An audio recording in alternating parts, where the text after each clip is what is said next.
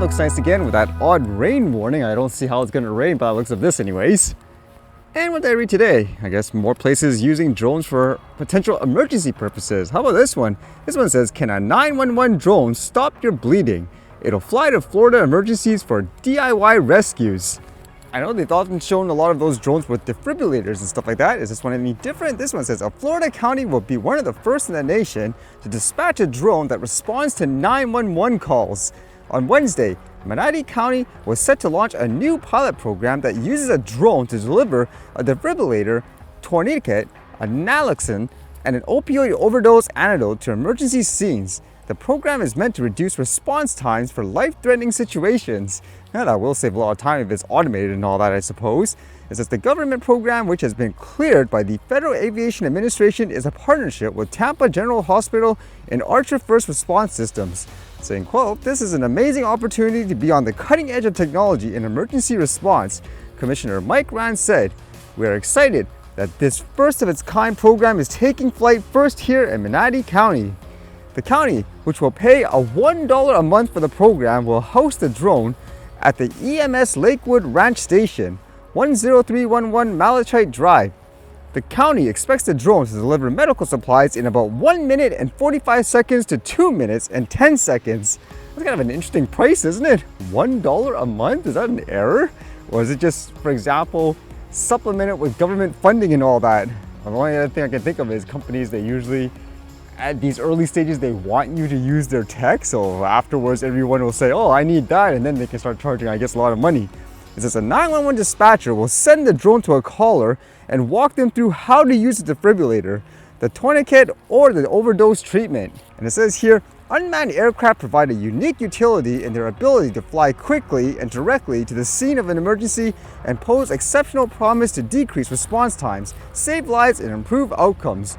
Archer FRS founder and CEO Gordon Folks said, the caller can expect the medical supplies to come with instructions. The defibrillator, which will work on both children and adults, features a video screen that shows how to remove the pads and apply them to a victim. It also has a Spanish mode for callers who do not speak English. And they do mention this is an evaluation period, and it says the county will use the drone from sunup to sundown, Monday through Friday, in a 3.5 square mile area. The county, which may receive FAA approval to expand the program as early as August, later plans to use the drone 24/7 in a 35 square mile area. If it helps to save lives and so forth, why not, right? I'm just wondering about the legalities and all that. For example, flying over people needing permission, for example. What happens if, let's just say, there's like a sporting event, kind of like with that topic yesterday where they banned all drones and so forth, you need to get special permission. Are these emergency, quote, drones, I guess, going to be exempt from any type of airspace restrictions? Can you imagine that? Or let's just say in a worst case scenario, something really bad happens, like a gunshot, for example. Somebody got hurt, they're dying, you need to send this thing right away. But at the same time, they banned everything, like even an airplane from flying, I guess, over the area. So will they actually factor that in, where these things will be exempt from, let's just say, any type of situation, I suppose? And this little piece of news was popping up everywhere today. Well, I guess depending on who you are, if you've been following this, but apparently it says Canada's most wanted fugitive arrested in PEI in connection with Toronto homicide. Can you imagine that? The most wanted, according to this. It says a suspect in a fatal shooting in Toronto's East End last summer has been arrested in Charlottetown just 1 week after he topped the list of Canada's most wanted fugitives. Michael Bebee, 35, was arrested without incident by Charlottetown police at a business on Belvedere Avenue at around 7:20 p.m. on Tuesday, a news release notes. Bebee was wanted on a Canada-wide warrant in connection with the shooting death of Shamar Powell Flowers near Danford and Carla Avenues in the early morning hours of July 20th, 2023. His arrest came exactly 1 week after he was listed as the most wanted fugitive on updated list released by the BOLO.